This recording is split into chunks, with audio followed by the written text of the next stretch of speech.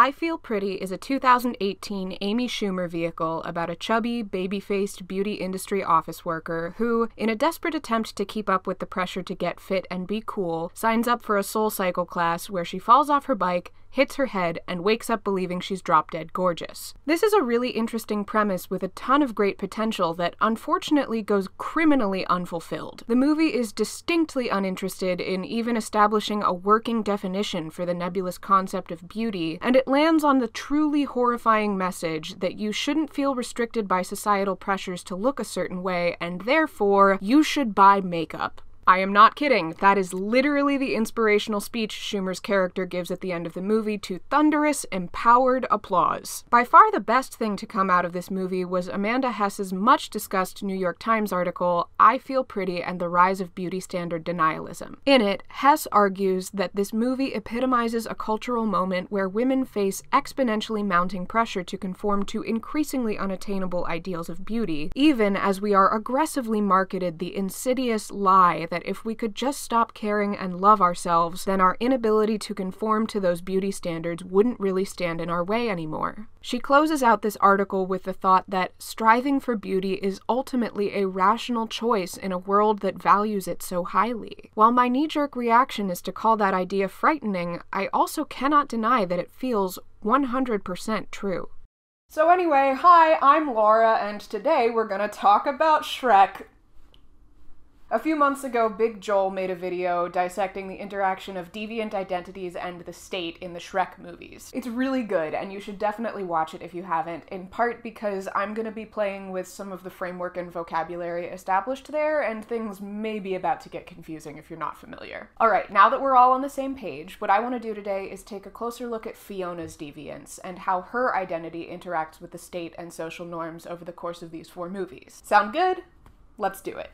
So, let's break down exactly what is deviant about Fiona, because it's quite a bit. The world in which Shrek takes place is one that plays with the conventions of fairy tales, especially in their iterations as Disney films, so that gives us a nice framework for understanding what the state expects of a princess who acts as one of its arms. She should be well-mannered, delicate, kind, and most importantly, beautiful. As we get to know Fiona in the first Shrek movie, we can see 3 particular ways in which she deviates from these expectations. She's gross, she's an insanely skilled martial artist, and, of course, she's only beautiful when the sun is up. So let's take a look at each of these elements individually. Fiona's so-called nastiness, she's as nasty as you are, is a serious deviation from traditional princesshood. You're not exactly what I expected. Well, maybe you shouldn't judge people before you get to know them. But it's important to note both that it isn't immediately apparent, and that eventually showing this side of herself doesn't actually seem that liberating for her. She never really initiates a breach in traditional manners, she just kind of follows Shrek's lead. So while her willingness to belch in public and get right down with the creepy crawlies is certainly unexpected from a princess, it seems entirely possible that this is less an intrinsic element of Fiona's personality than it is an age-old skill of both politicians and women, conforming to the conventions of new company in order to fit in and put others at ease. She does seem genuinely happy acting like this, and the idea of leaving it behind is sad to her. I guess I'll be dining a little differently tomorrow night. Which is definitely evidence of her feelings for Shrek. She likes being around him, and she likes living his lifestyle with him. But the ease with which she shifts back to adopting courtly manners when it's appropriate over the course of the series suggests that this is just as much about her ability to read a room as it is her inherent nastiness. Her fighting skills, on the other hand, tell us a whole lot about who Fiona is as a person. She barely hesitates before swinging right into action and clearly relishes every moment of this fight. It's apparent that she's a little embarrassed afterwards, and she has this to say in her own defense. When one lives alone, one has to learn these things. But that doesn't actually make much sense, does it? When one lives alone in the highest room of the tallest tower in a castle guarded by a literal fire-breathing dragon, one has many things to worry about, but defense against unwanted intruders is unlikely to be one of them. See, again, literal fire-breathing dragon. Fiona could have spent her time learning cooking or cleaning or embroidery or painting or elaborate hair braiding or any other number of skills more directly suited to being a conventional fairy tale princess with negligible added danger to her personal safety. She chose to learn martial arts because she wanted to learn martial arts. That's a really interesting deviant element of her character, and it's one that will become really important in later movies. For now, though, it pales in comparison to the fact that she is a literal ogre at night. Now, the pressure, particularly on women, to conform to unachievable standards of beauty is huge in the world of the people who made and consume this movie, but the way beautiful women are treated by the state in the world of Shrek makes that pressure even more intense for Fiona. To understand why, we need to look at the political situation that has caused Lord Farquaad to pursue Fiona in the first place. What I mean is, you're not a king yet, but you can become one. All you have to do is marry a princess. Now, at first glance, there's nothing about this to separate it from the political structures we as the audience are familiar with in our own society. Marriages as political deals to increase one or both parties' power or resources have existed for as long as the institution of marriage itself. But what's a little off when you peek under the surface is that this quibble from the mirror isn't instigated by Farquaad's claim to be a king himself, but by the fact that he calls Duloc a kingdom. Mirror, mirror on the wall, is this not the most perfect kingdom of them all? Duloc is not a kingdom because Farquaad is not a king. If Farquaad were to become a king, Duloc would become his kingdom. For that to happen in a political structure more familiar to the audience, he would need to marry the heir of whatever sovereign entity contains Duloc within its borders. But the mirror doesn't say that. All you have to do is marry a princess. Any princess. So the ultimate implication for the world in which Shrek takes place is that there are states, like Duloc, which exist outside of the purview of the monarchy, and the only thing keeping them that way is the marital status of their regents. Duloc will become a kingdom as soon as Farquaad becomes its king by marrying any princess he can persuade to accept a proposal from a man who is the worst thing a man can be in the heterosexual dating market: short. And this becomes even stranger when you look at the bachelorettes the mirror presents as options who would elevate Farquaad to the status of king. Pick number 3, my lord.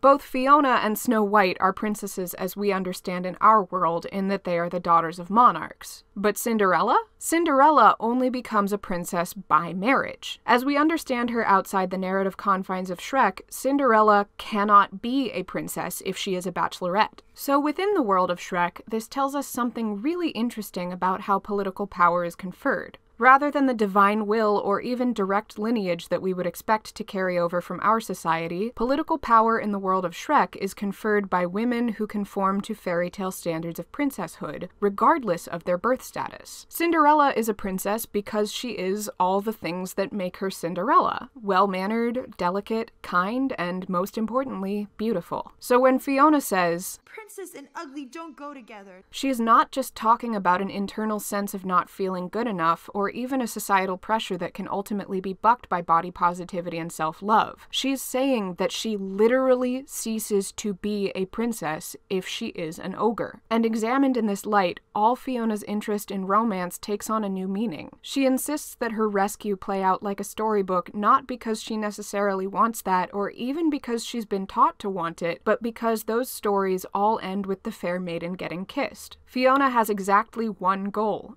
get kissed so I can get beautiful. And Farquaad's reaction when he sees her ogre form, I'll have you locked back in that tower for the rest of your days! confirms that as it currently stands, the state has exactly two options for dealing with her. She is a beautiful princess with agency and political power, or she is a monster locked in a tower. So it's really important that when Fiona gets her true love's first kiss and becomes an ogre forever, the thing that allays her creeping anxiety is not that Shrek loves her anyway. It's that to him, she literally is beautiful. But you are beautiful.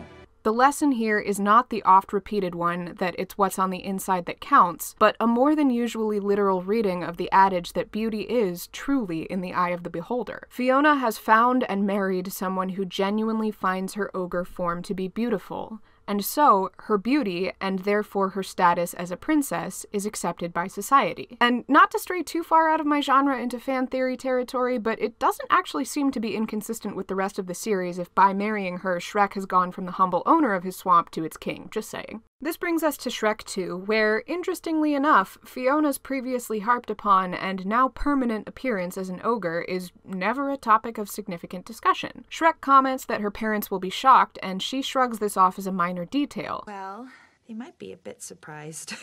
But they're my parents, Shrek. They love me. Which seems odd, considering that these are the parents who locked her away in a dragon-guarded tower because of that exact thing. But as it turns out, Fiona's counterintuitive instincts are absolutely correct. There's a brief exchange over her appearance. Who on earth are they? I think that's our little girl. But the much more important factor is not how she looks, but who has arrived on her arm. Wasn't she supposed to kiss Prince Charming and break the spell? Well, he's no Prince Charming. See, Fiona is married now. Where in the first movie true love was a means to the end of becoming beautiful, this movie makes it clear that the normal state of things in Far, Far Away is more familiar to us as the audience. Beauty is a means to the end of finding true love, or at least of finding a partner. Nip and tuck here and there to land that prince for the perfect hair. And so, as this movie turns its attention away from Fiona's desperation to fall in love and toward the men determined to either keep or poach her affections, it makes sense that the focus turns from how women's beauty is treated by society and the state to men's. Maybe Fiona would have been better off if I were some sort of Prince Charming. But much like in our world, while men are subject to pressures of conforming to beauty standards, the standards aren't quite so narrow, nor the consequences of falling short quite so straightforward. Take Charming, who, by the fairy tale conventions that form the backbone of the world of Shrek, should be the most eligible bachelor in the land. I mean, he's literally Prince Charming, a man whose given name maintains the disambiguation we all know and love. You and your, Prince Charming. Prince Charming? Even so, his milkshake distinctly does not seem to be bringing any of the girls to the yard. Sure, preteen Fiona had some romantic ideas about the guy, but it's impossible to separate those heart-dotted eyes from the fact that this was an image sold to her via blackmail. No matter how insistent Godmother may be on the importance of snagging That prince with a sexy touch. it seems clear that masculine beauty and ideals of princehood just don't carry the stakes nor the clout of feminine beauty and princessdom in Far, Far Away. So, unlike Fiona in the first movie, when the ugly men of Shrek 2 lose their human forms, they don't need confirmation that they're beautiful in their ugliness. What they need to know is that their wives accept them, beautiful or not. You're more that man today than you ever were. Warts and all. I want what any princess wants. To live happily ever after with the ogre I married. Where Fiona needed to be beautiful to maintain her power and agency, Shrek and Harold need to keep the love of their respective beautiful women to maintain theirs. This ending is also really interesting for what it tells us about Fiona, because her more conventional beauty is on the line right along with Shrek's. Even so, she barely hesitates before going right along with turning back into an ogre. That doesn't feel as odd in the moment as it seems like it should in the context of her arc from the first movie, because Fiona never seems all that excited about having become human again. She starts out jump scared, and she never really does more than kind of get used to it, which is really interesting considering that it was her line of dialogue that really started this whole mess. I've made changes for you, Shrek. Think about that. So, moving forward in the series, this is a big question. What changes did Fiona make for Shrek? Obviously, it is true that she gave up her beautiful human body, but it really doesn't seem like the way she feels about that lines up with the amount of venom she's spitting in this moment. So, is that just the heat of the argument? Or is Fiona carrying around some other deep-seated resentment about a different sacrifice she had to make for her husband? Maybe the second half of this video will try to answer that question.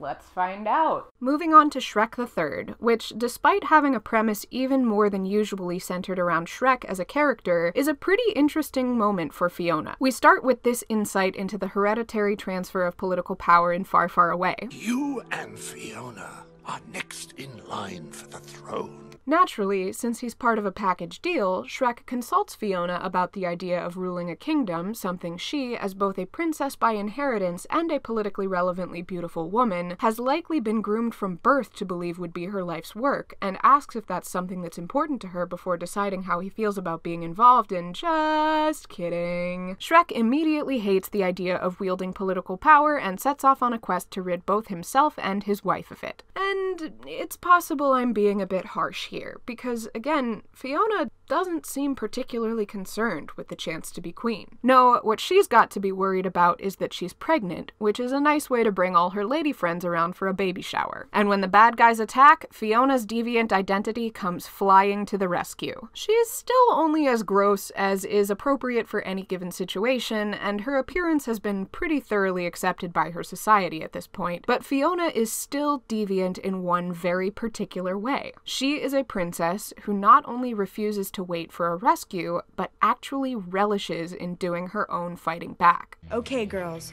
from here on out, we're gonna take care of business ourselves. It's definitely good to note that this narrative thread doesn't really go anywhere in terms of the story as a whole. It's mainly a bit of a cul-de-sac that leaves Fiona in need of a rescue anyway, with no further comment. But while we're here, it tells us a whole lot about Fiona. First off, we learn that the queen is also a fighter, and in some way has passed this on to her daughter. You didn't actually think you got your fighting skills from your father, did you?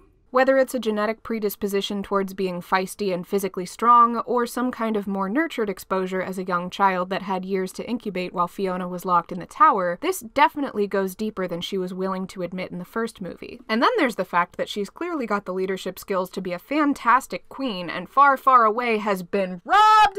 Sorry.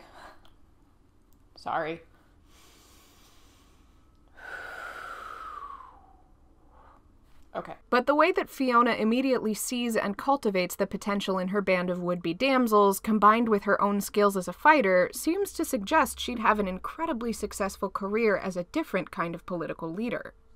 I wonder if that'll pay off in the next movie. Fiona is the leader of the goddamn resistance. She has embraced her total exile from polite society and on the fringes has found freedom from the pressure to be beautiful and thus from the pressure to be in love. Although not from masculine condescension, unfortunately. Go and finish your little speech. This is who Fiona becomes given the space to be her own person on her own terms. She is her own rescuer. Upon becoming that, she could have chosen to return to the state she grew up as a part of. She could have embraced the new order of things and made a deal with Rumpelstiltskin to become fully human. She could have dated during the day and hidden at night and broken the spell eventually. But left to her own devices, Fiona doesn't do any of that. She aligns herself with her deviant ogre side and organizes a damn army to fight for the liberation of the people. That's what she gave up for Shrek. And it's really important to notice how their flirtation plays out this time around. Shrek is already in love with her. She doesn't need to win his love, he has to win hers. And he does this not by cooking rotisserie swamp rats or turning amphibians into balloons, or even really by finally rescuing her. He does it by fighting for her cause by her side. She's basically a prototypical SJW, freed from the pressure to fall in love as quickly as possible in order to have the possibility of a normal, free life.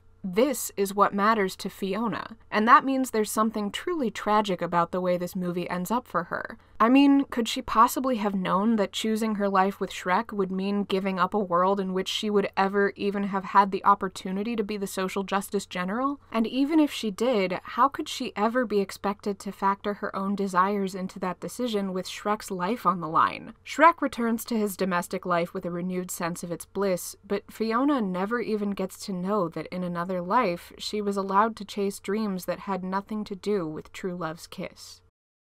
So when I first saw Big Joel's video with this concept of beauty standard denialism pretty fresh in my head, something clicked for me about that scene where Fiona meets the witch who gives her the choice between becoming beautiful or living happily ever after, and it's framed as a pretty shallow choice when Fiona decides that if she's beautiful then she can make her own happily ever after, and chances are right about now you're thinking something along the lines of, Laura, what the hell are you talking about? Which is similar to the reaction that I had when I actually sat down to watch these movies for the first time in like 15 years and discovered that that scene does not exist in any of them. After a few panicky text message conversations with my sisters, a reread of the picture book upon which the first movie is nominally based, and a handful of hectic Google searches, I finally discovered that the scene in question was not a relic of the Berenstein universe, but was in fact a rejected storyboard pitch that was included as a deleted scene on the DVD release. And since special features were really new and exciting in 2001, I watched every single one of them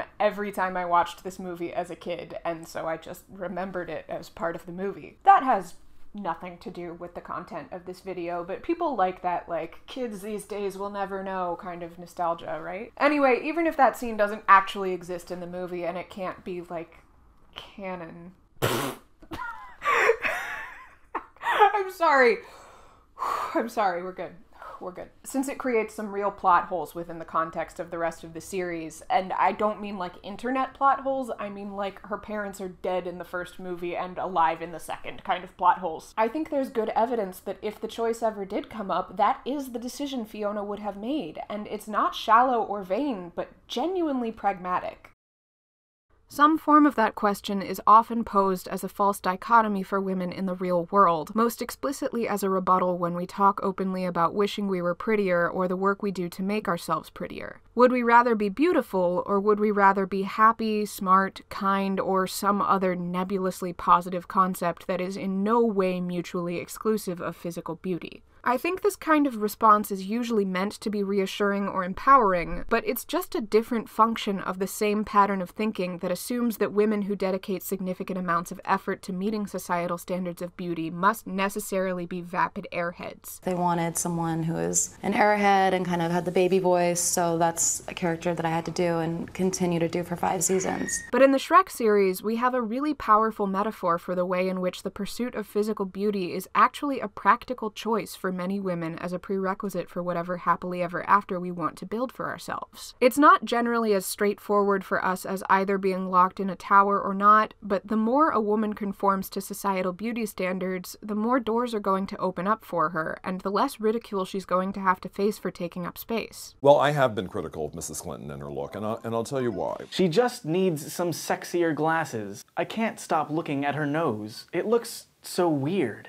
And that, it should be explicitly said, goes double and more for women of color, trans women, and women with disabilities or disfigurements. And it's worth mentioning that, just like in Far, Far Away, these pressures aren't exclusive to women. This shit affects everyone on some level. And so even when Fiona does find a path that seems, on the surface, to allow her to reject the pursuit of societally accepted beauty, she is still trapped in the cycle of making sure that she appears a certain way for fear of losing her clout. If any of these ogres find out that I'm a beautiful princess? That is not who I am. She cannot, in any timeline, just stop caring and love herself, because she lives in a world that cares and won't love her if she doesn't look right. Even just finding a guy who thinks she's beautiful isn't strictly enough.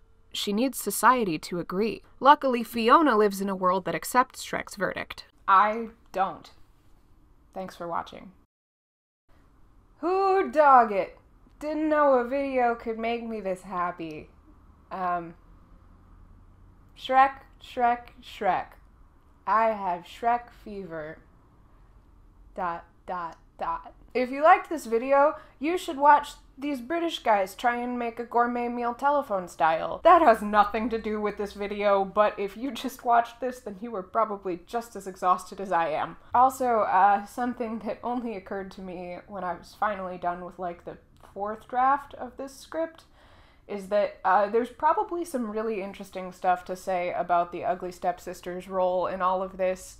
So comment down below if you want to see like an addendum about that, or better yet, call dibs on taking it and running with it yourself. Subscribe to my channel if you're new here. Follow me in these other places if you want. I'm gonna go take a nap.